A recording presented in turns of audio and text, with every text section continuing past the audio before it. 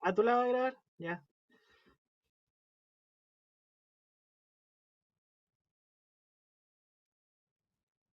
Bueno, em, ya terminamos con el tema de Los Ángeles y empezamos con una nueva doctrina que es la doctrina del pecado.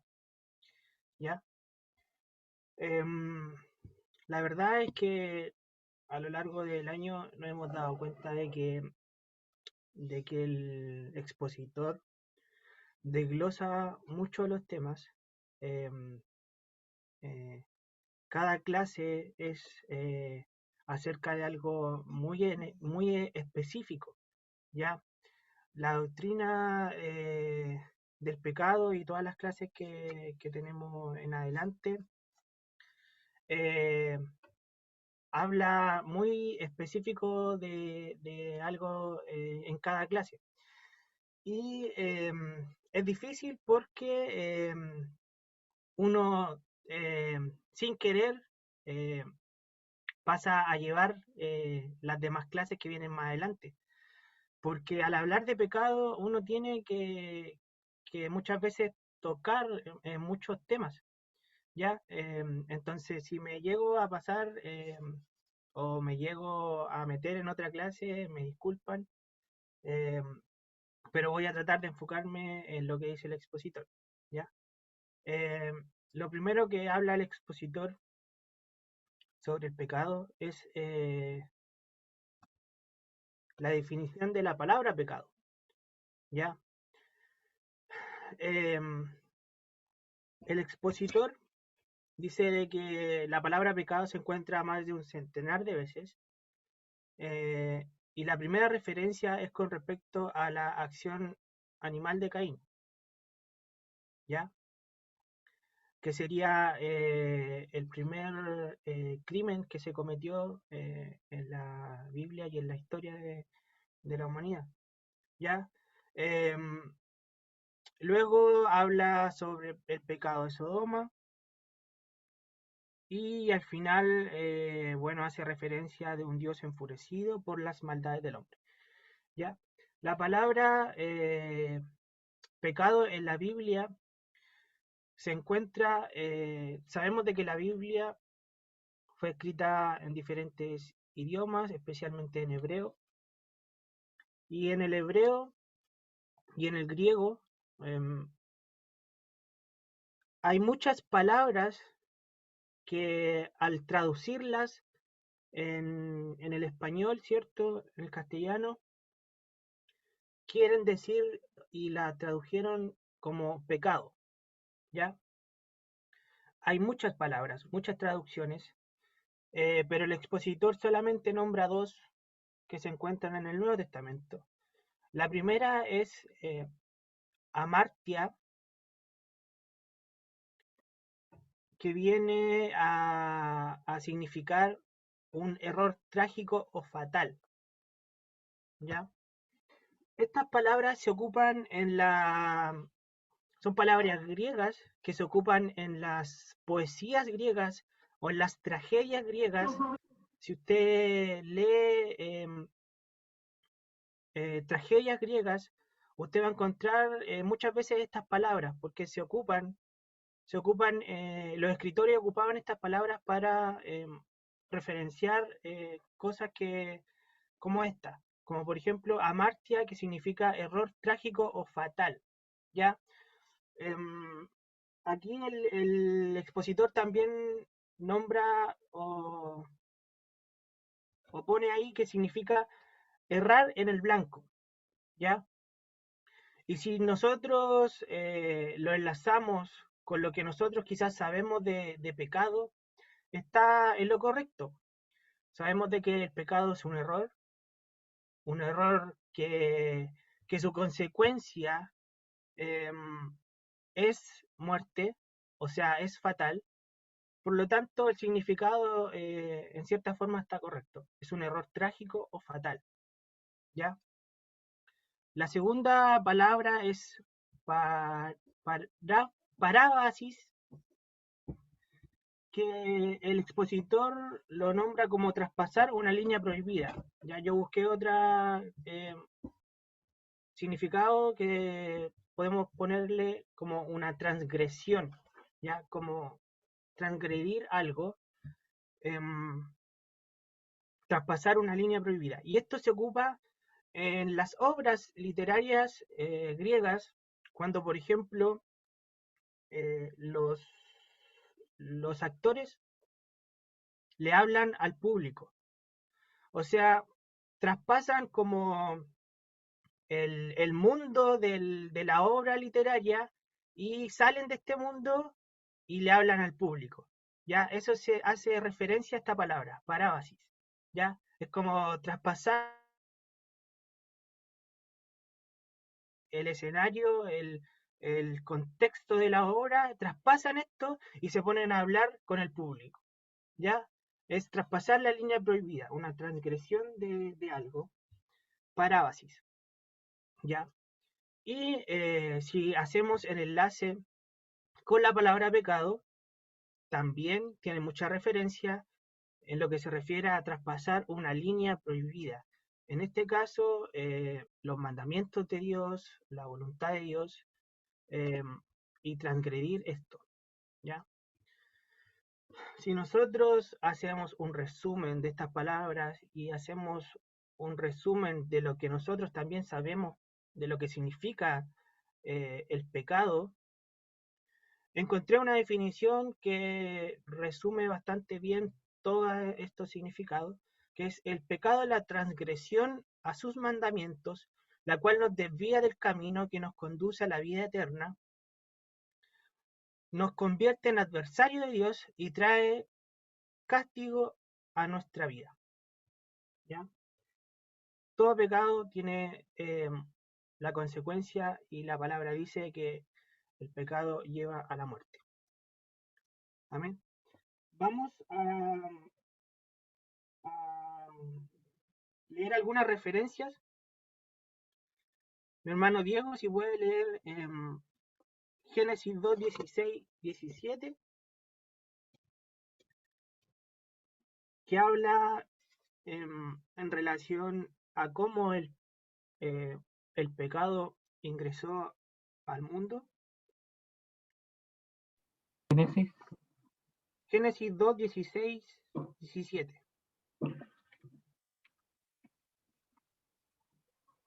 Y mandó Jehová Dios al hombre diciendo, de todo árbol del huerto podrás comer, mas del árbol de la ciencia del bien y del mal no comerás, porque el día que de él comieres ciertamente morirás.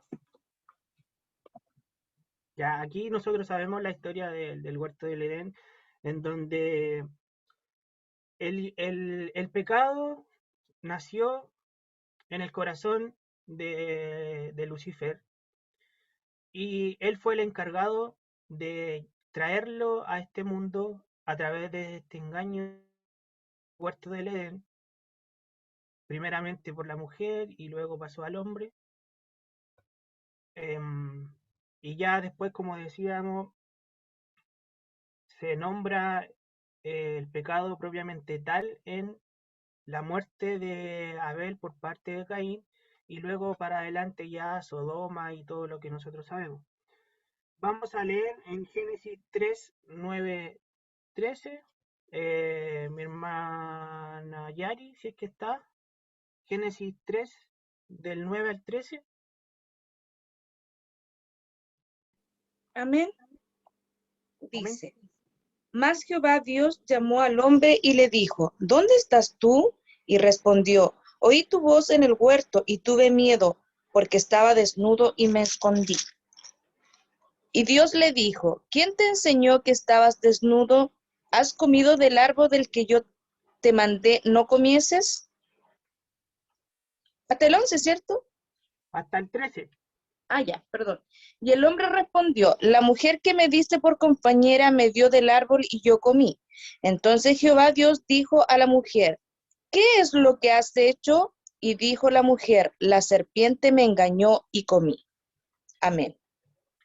Bueno, aquí vemos cómo se transgredió un mandamiento que Dios le había dado a Adán y a Eva, ¿ya? Que fue: no comerás del árbol de la vida, ¿ya? Entonces, hacemos referencia y enlazamos con la definición que teníamos de pecado. Aquí no habla propiamente tal de pecado, pero sabemos de que fue un engaño del diablo y que el diablo es podemos decir, el pecado mismo. Entonces tenemos que fue una transgresión de los mandamientos de Dios. ¿Y qué es lo que produjo esto? Fue la muerte, el castigo de la muerte, ¿cierto?, por parte de los hombres. ¿Ya? Vamos a leer Génesis 4:9. Mi hermano Benjamín, ¿sí que está? Amén. Capítulo 4, versículo 9, ¿no es cierto? Sí.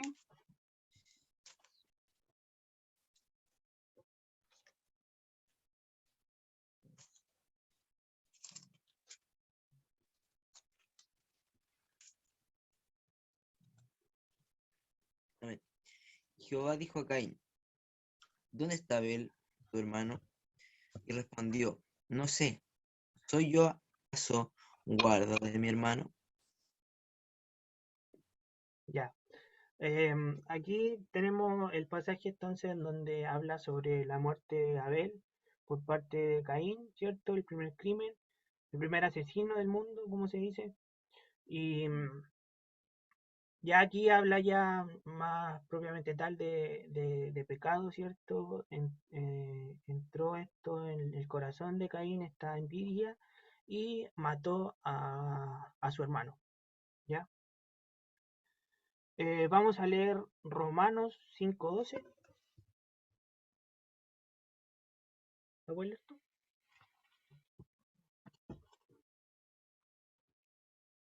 Romanos 5:12.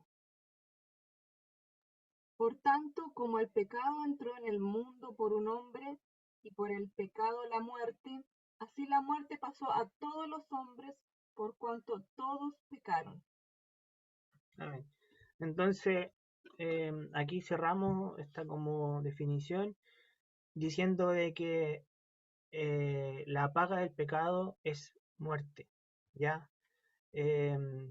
Al transgredir los mandamientos de Dios desde un comienzo por parte de Adán y Eva, la paga a esto fue la muerte para el hombre, ¿ya? La segunda parte del expositor habla sobre qué produce el pecado en el hombre, en el corazón del hombre. Y yo voy a poner un video sobre cómo actúa un virus en el ser humano. Está muy, obviamente, de moda todo esto de los virus. Y quiero hacer la comparación entre cómo actúa un virus en las células de un ser humano y cómo actúa el pecado también en la vida de un ser humano. ¿Ya? Trate de tomar atención porque vamos a ir comparando cada punto que sale en el video en relación a cómo actúa el pecado en nuestra vida.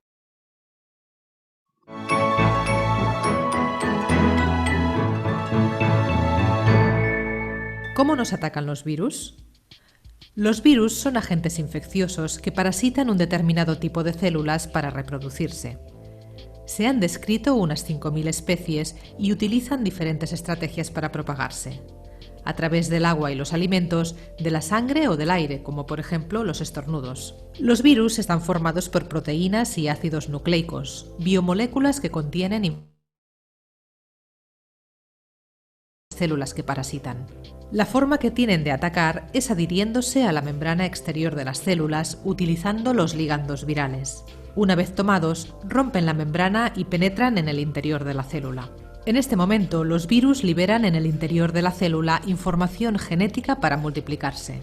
Cuando han culminado el proceso de reproducción, los nuevos individuos abandonan la célula y buscan a otros huéspedes que infectar. Ante estas amenazas, nuestro organismo adopta estrategias inmunológicas y moviliza fagocitos, un tipo de glóbulos blancos que rodean a los patógenos, los absorben y los neutralizan.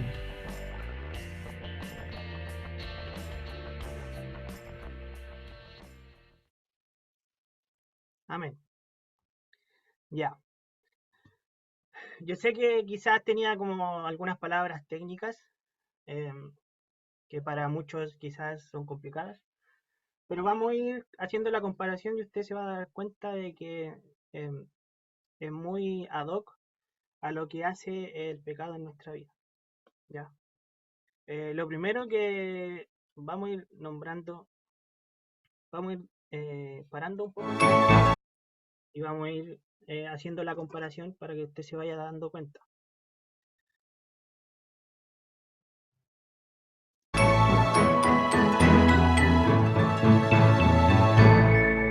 ¿Cómo nos atacan los virus? Los virus son agentes infecciosos que parasitan un determinado tipo de células. Ya, el primer punto que dice ahí habla de parásitos, ¿ya? Como definición de parásitos, em, el parásito no puede vivir por sí solo, ¿ya? Necesita un huésped para poder vivir, sobrevivir y multiplicarse, ¿ya? El virus es un parásito, por lo tanto necesita estar en una célula o en un ser humano para poder cumplir su ciclo de vida, ¿ya? Si usted puede hacer la comparación con el pecado, es lo mismo. El pecado necesita el ser humano para poder sobrevivir, para poder multiplicarse, para poder propagarse. Necesita que eh, poder entrar a la vida de nosotros, ¿ya? Entonces, el pecado es un parásito, igual que los virus. Para reproducirse. Se han descrito unas 5.000 especies y utilizan diferentes estrategias para propagarse. Se han descrito muchos virus, al igual que muchos pecados, ¿ya? Y necesitan, ¿cómo fue que dijo? Es propagarse. Estrategias para propagarse. Y necesitan estrategias para propagarse. Sabemos de que desde un comienzo el pecado se ha propagado de diferentes formas y el diablo ha inventado una cantidad de estrategias de cómo propagar el pecado, al igual que los virus. Los virus tienen diferentes formas de propagarse a través de los alimentos, a través eh, de la sangre, del aire, del agua, de muchas cosas, al igual que el pecado. El pecado tiene muchas formas, muchas formas de propagarse que quizá usted ni siquiera se da cuenta, pero el diablo se ha encargado de propagar de una forma increíble el pecado. A través del agua y los alimentos, de la sangre o del aire, como por ejemplo los estornudos. Los virus están formados por proteínas y ácidos nucleicos, biomoléculas que contienen información genética e instrucciones para realizar cambios en las células que parasitan. ¿Qué es lo que produce el virus? Produce cambios en las células. ¿Qué es lo que produce el pecado? Cambios en su vida. ¿Ya? La forma que tienen de atacar es adhiriéndose a la membrana exterior de las células utilizando los ligandos virales. Una vez tomados, rompen la membrana y penetran en el interior de la célula. En este momento, los virus liberan en el interior de la célula información genética para multiplicarse. El pecado tiene la capacidad de que también se puede multiplicar. Si usted se puede poner a reflexionar, muchas veces los pecados empiezan por algo quizás que usted no le toma el peso a lo que está haciendo, luego empiezan como a crecer, ¿cierto? A ser más eh, comunes, empiezan a ser más repetitivos. El pecado ya no, cuando ya usted está inmerso en el pecado, ya no le importa nada y comete pecado deliberadamente, entonces el pecado se multiplica en su vida. Cuando han culminado el proceso de reproducción, los nuevos individuos abandonan la célula y buscan a otros huéspedes que... Cuando ya cumplen el ciclo dentro de la célula, que sería dentro de su cuerpo, el pecado comienza a salir al exterior y comienza a contaminar a los que están a su alrededor. ¿Ya? El pecado se contagia al igual que los virus. Muchas veces empieza por uno y termina contagiando a toda la familia del mismo pecado, eh, comienza a contaminar todo su entorno, al igual que los virus. infectar. Ante estas amenazas, nuestro organismo adopta estrategias inmunológicas y moviliza fagocitos, un tipo de glóbulos blancos que rodean a los patógenos, los absorben y los neutralizan. Y aquí ya llegamos al final, que hace referencia a los fagocitos, que son las células que protegen nuestro cuerpo contra los virus y que muchas veces tienen la capacidad de destruir estos agentes patógenos. ¿Ya? En el caso del pecado, ¿cuál sería los fagocitos que pueden batallar contra estos virus? Obviamente es nuestro Señor Jesús, su Espíritu Santo, que limpia nuestra vida de todo pecado, de todo virus, y terminan con esta infección, ¿cierto?, de este virus llamado pecado.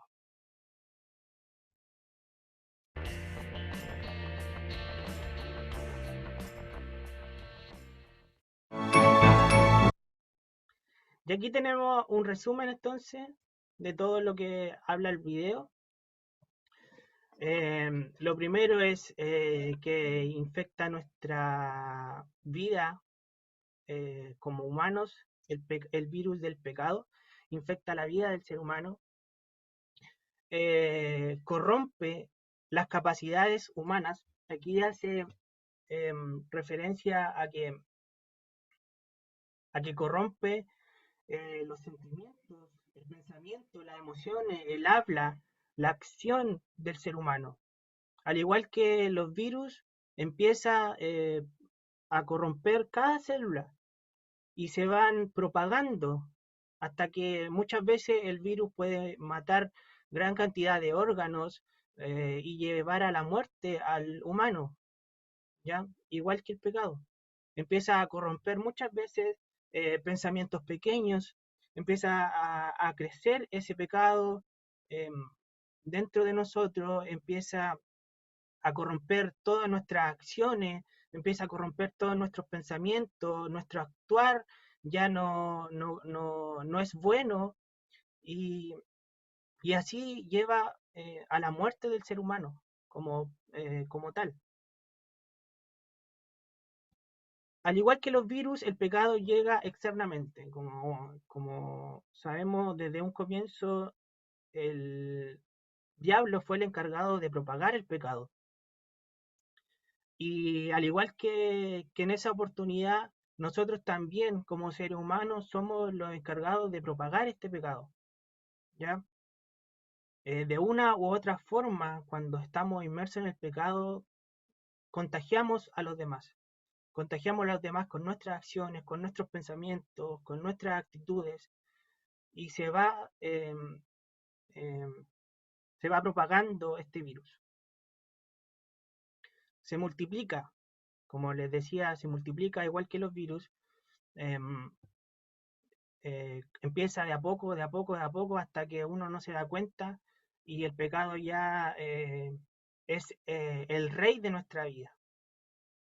se propaga a más humanos, como ya lo dije, y lo más importante es que tiene cura, tiene antídoto y tiene vacuna, que sería nuestro Señor Jesucristo, que dio la vida por nosotros para redimirnos de todos nuestros pecados y así curarnos de todo este virus que nos ataca desde un comienzo de la humanidad. Así como todas las autoridades nos dicen que nos vacunemos contra el coronavirus, yo también les digo, vacúnese contra el virus del pecado, eh, séllese con el Espíritu Santo, porque así va a tener estos fagocitos que van a poder contrarrestar las amenazas de este virus llamado pecado. Amén. Em, solamente aquí en el expositor habla de y hace una pregunta, habla un poco de cómo la humanidad en este tiempo está consumida por el pecado, ¿ya? Y lo toma como algo normal. Les voy a leer una porción que está en negrita aquí. Dice, cuando un artista se alegra de su colega que recibió una desaprobación importante, cuando un traficante de droga intenta convertir a otro en drogadicto, cuando imponemos a los demás estrictas normas morales en tanto que a nosotros nos concedemos licencias por doquier, ¿cuál es la raíz de este cuadro presentado? La gente y el mundo se pregunta muchas veces cuál es la raíz de la maldad de este pecado. Vemos como la maldad del ser humano ha aumentado en gran manera y se ha vuelto algo habitual, se ha vuelto algo normal, lo hemos normalizado el pecado, hemos normalizado la maldad en el ser humano. Entonces la pregunta es, ¿cuál es la raíz de toda esta maldad? ¿Cuál es la raíz de que este mundo está así? Y el expositor es claro que eh, el pecado es la raíz de esta miseria humana, dice. La soledad, la enajenación, el padre que abusa sexualmente de su hija, la envenena, ella quedará llena de vergüenza e ira hacia su padre. Será doliente al crecer, la niña abusada es posible que abuse de sus hijos, agrediendo a su propio sistema nervioso. Eh, la raíz de toda esta maldad que el mundo ha, ha normalizado, ¿cierto? Es el pecado. Pero como les decía anteriormente, sabemos de que la única cura, el único antídoto y la única vacuna para este virus del pecado es nuestro Dios Jesucristo que dio su vida en esa cruz. Amén. Como les decía a un comienzo, no quiero seguir expandiéndome porque las demás clases traen mucha más información sobre este tema del pecado. Así que voy a dejarlo hasta aquí. Yo no sé si tienen alguna consulta, alguna pregunta. Traté de ser lo más acotado posible y lo más didáctico en relación a esto.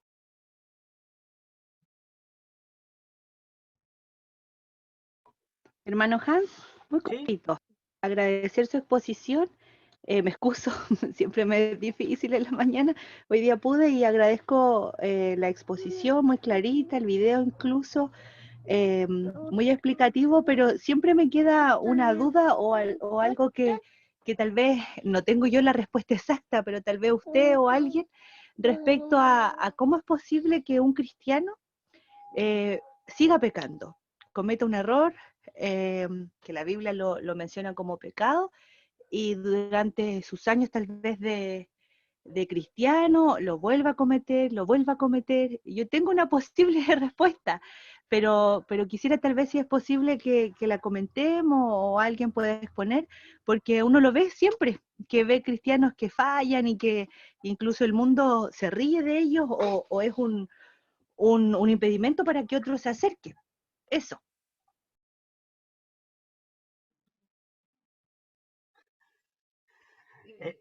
¿Quiere No, darle? sí, es que ahí hay Una cosa muy primordial, Dani, es que, como dice la escritura, son muchos los llamados, pero muy pocos los escogidos. Pues entonces ahí el problema, que muchos dejan mucho que desear, pero porque realmente de cristianos no tienen nada. Po. Sí, como decíamos, sabemos que tenemos este virus, que se puede decir así, con el que luchamos, pero el Señor es el único que nos puede ayudar. Entonces, si alguien comete un error y otro error y el mismo error, significa que no ha conocido al Señor, que el Señor no está en él, que no la amonesta porque no tiene al Señor. Pues si no puedes ser repetitivo en algo, eh, no estoy diciendo que un cristiano no pueda caer en un error, puede caer, pero cuando ya es repetitivo es porque no tiene al Señor que le amoneste en su corazón, o sea, realmente no es un cristiano. Y de ahí parte todo, que lamentablemente en la iglesia podemos ser muchos, pero no todos son cristianos. ¿No? Esa es mi opinión, porque no puede ser que alguien que el Señor esté en su corazón y cometa el error y vuelva a cometer el error y vuelva a lo mismo, no, porque a mi parecer no conoció realmente al Señor. No sé, Como que otro. quizás no se ha arrepentido sinceramente de ese pecado, porque eso es lo otro, quizás uno comete pecado, pero ese arrepentimiento no es real y vuelve a cometer el mismo pecado porque realmente no se arrepintió. No sé si alguien más tiene alguna opinión.